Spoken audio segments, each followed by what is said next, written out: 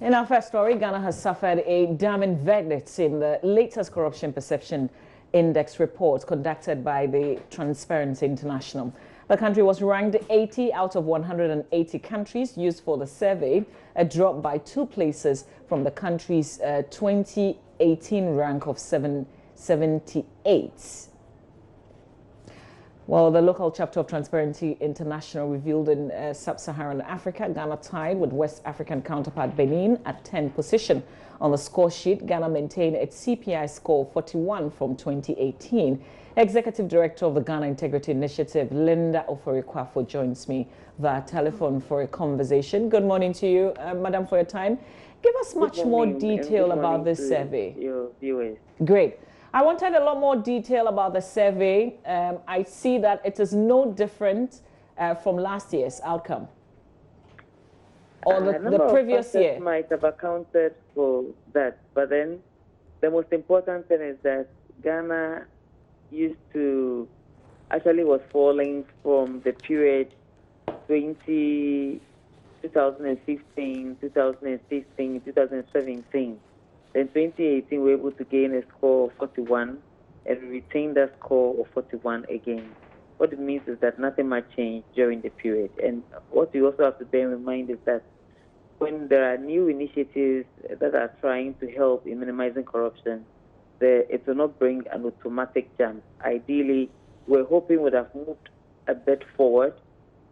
Also because in an election year like this, there's a possibility that when matters of corruption are discussed, getting to the election period, people will perceive or business will perceive high levels of corruption in the country. And so if there was any way I was expecting us to have done worse off, then it's likely to be 2020 results. That would be the aftermath of the 2020 CPI. This is 2019 CPI. So then after the elections, the next one is likely to have a reflection of how corruption affected us in the elections. Transparency International itself is saying that Ghana is a country to watch. This is because we have not been saying since 2012 when the CPI became comparable. We have really been dancing around the 40s, and the highest score in 2014 was 48.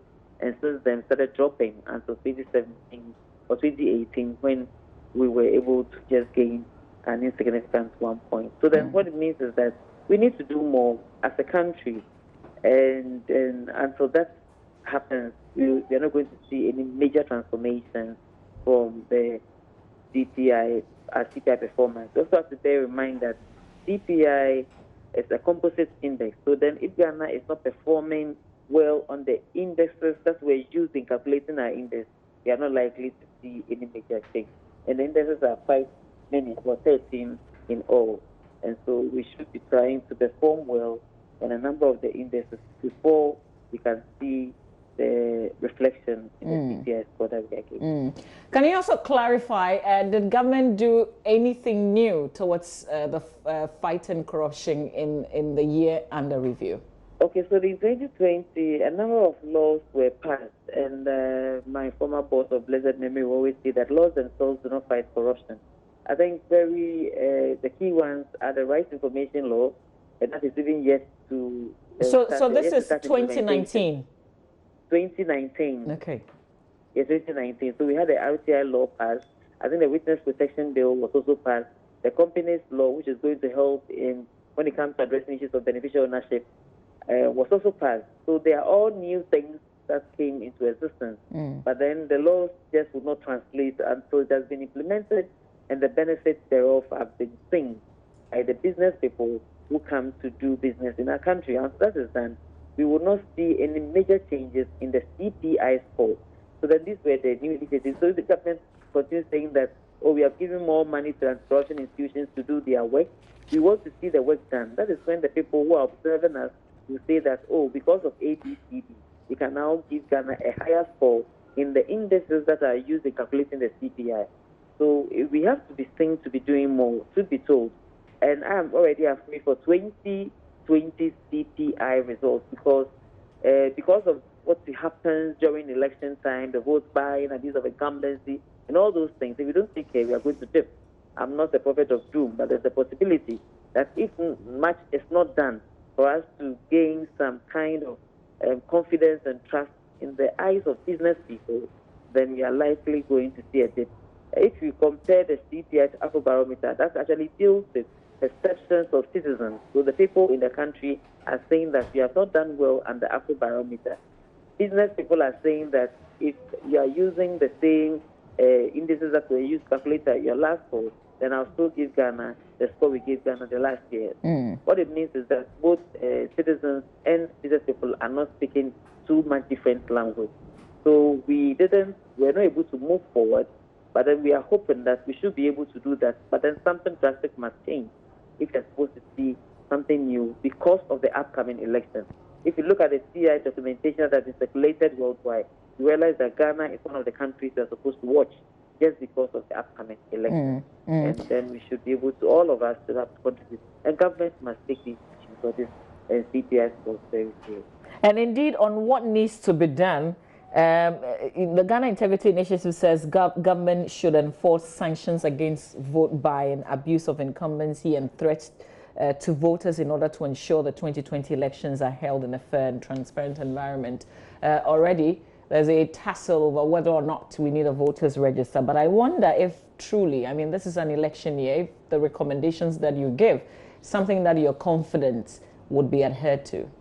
Okay, so then what is happening is that every year's corruption perception index has a focus. This year's 2019 DPI's focus is on political integrity. Then TI does well by explaining to us what they mean by political integrity. And they say that if you are contesting and exercising power, consistently acting in the public interest, so the people who are going to contest in an election, the people who are occupying public offices, must always be acting in the public interest. And the second one is that you are supposed to be providing equal, open, and meaningful access to the affected stakeholders before arriving at a decision. So we are talking about fair trials and all those things, judiciary working effectively, having a right to the Information Law Act of people to access information to defend themselves when they have court cases and all that.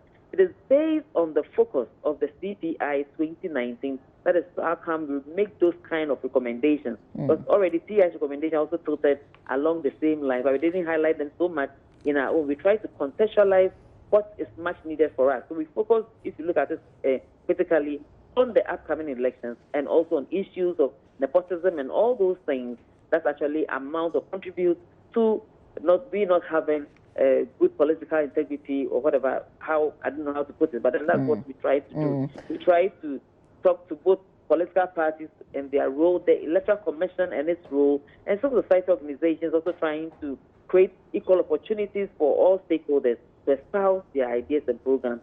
The citizenry will be able to make a good choice going into the election. So it's all about ensuring that you have free and fair elections, and then people contesting elections are acting with all the integrity that is required, and then government also minimizes incumbency abuse and all sort of things. I want you to also okay. I want you to also touch on recommendation number 4. The Electoral Commission should enforce sections 13 and 14 of the Political Parties Act 2000, which deal with declaration of assets and expenditure by political parties. What exactly is your expectation here?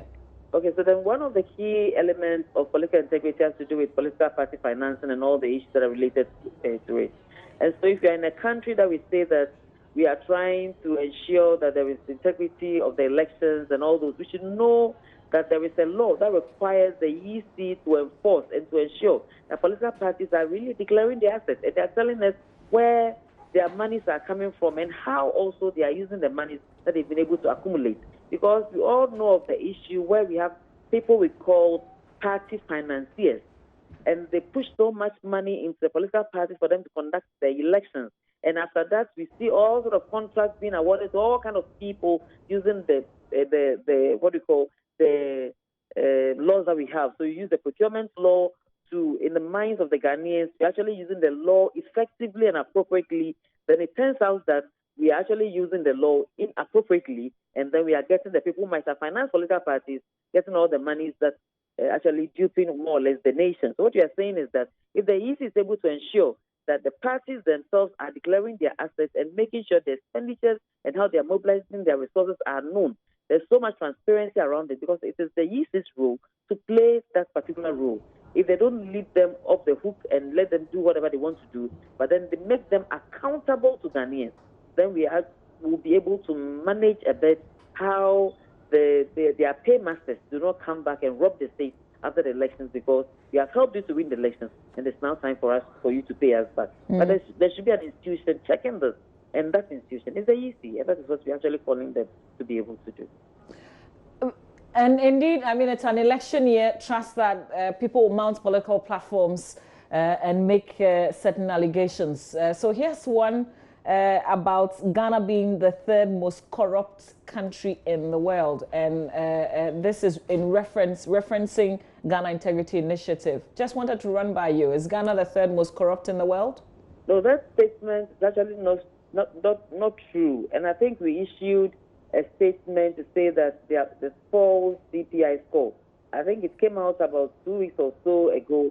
The TI has nothing to do with it. Actually, if you look at our performance so far, there is no way that Ghana will ever now, at least for now, be the third most corrupt country in the world. And I think because CI was sending out teasers, so people tried to play a fast one on us. This is not the first time it's happening. But there's one thing we should actually know. In as much as we Ghanaians, we continue to do the things we do, thinking that we're actually trying to work against a particular political party, we are not doing well for ourselves, because the impact or the negative effect of such issues does not only affect the party in office or the politician or the president. Actually, it impacts the whole country as the third most corrupt country in the world. So you might think you are doing some damage to government, but you're actually not presenting Ghana well in the eyes of people who might not actually see the real CPI score. These things do happen, but that's why we wish to say that forget about them. They are just trying to be mischievous. But the truth is that the CPI score for Ghana is 41, and that's what we issued today at 5 a.m. That is what is actually going around the whole world, and that is the true reflection of what we've been able to achieve. It's not too impressive, but then I think Ghana can do more. I think not too long ago, I heard the former commissioner of Shrine saying that Ghana's performance on whatever was not quite good, and it's not impressive. And I think I must say that we can do more as a country. To be frank, the TI is saying that all countries that are scoring below 50 are not doing well on the CPI. They're not doing well in their efforts to fight corruption. It is true that TI also says that most countries all over the world are not performing well in their effort to minimize corruption. So 2/3 of countries are not doing well at all. Only 22 countries have actually advanced their CPI score since the CPI became comparable in 2012, and about 21 have declined. And so the whole world, people or countries are not doing well. But then if you take Ghana out, we have to actually think about ourselves and what we're able to do within the sub-region. In the sub-region, some countries are performing well. In Africa, other countries are actually going. Even Benin actually went a point up, which is not so significant, but whatever it is, they've been able to attain at least 1 point up. As a country, we should be thinking through how well we can do. And I will always say that if we're able to effectively apply or implement and enforce the laws that we have, because corruption is a crime, we are likely to make some headway. But if we continue to do or go the way we are going, I'm afraid Ghana will still be dancing around the 40s. And CPI says that any country below 50 is actually not doing well. So finally, considering we did 43 in 2016 and this is an election year, I wonder if there's any major thing that you've seen that makes you want to believe that we could do better than 41? I believe that with the passage of a number of good legislation, and also with the establishment of a number of institutions, and the government, if you listen to the Vice President when he went to, I think, January 4th in Winneba, when he was at the Ahmadiyya Mission's big conference, he actually outlined a number of things that the state has done. If they are able to translate all these laws, monies released to state institutions, efforts that are being made, paperless, whatever, if we put all together and we are really serious and committed about implementing them, I am very confident. With the elections notwithstanding, we are likely to make some progress. But then, you see, in such an election year, the whole world will be watching us. The experts that the CPI surveys or indices actually interrogate, or surveys, will also be watching Ghana. So then some of them might not even come here to do business, but what is being reported all over, they will be seeing. So what we have to do is that we have in our hands a number of things that we can use to turn the situation around, and we need to do that. So as well, in as much as I call on the president and the government to do more, I also call on institutional leadership that have a role to play to make sure that the powers that they have are utilized effectively to enable us move forward a bit on the CPI score, because the CPI is a global indicator that actually most business people and the world over are watching. People will still think that Ghana with a score of 41 is actually not a good destination for business, because I'm a business person and other countries are scoring above 56.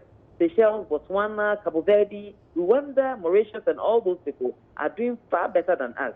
So if we are saying, that CPI says that 50 and below you are not doing well, the Ghana will have to lift up our game for us to be able to make impressive put up an impressive performance on the world stage. Otherwise, we are losing. I thank you for your time this morning. That's Mrs. Linda Ofori-Kwafo. She's Executive Director, Ghana Integrity Initiative, opening up a lot more about the Corruption Perception Index 2019, which places Ghana at 41 out of a possible clean score of 100 in the CPI 2019, and ranked 80 out of 180 countries and territories included in the index. Well, this year's score of 41 shows that Ghana's score remained the same compared to its CPI 2018 score, which also stood at 41. And this year's in this year's index, Denmark and New Zealand topped with 87 points each. Syria, South Sudan, and Somalia are the bottom of the index with 13, 12, and 9 points respectively.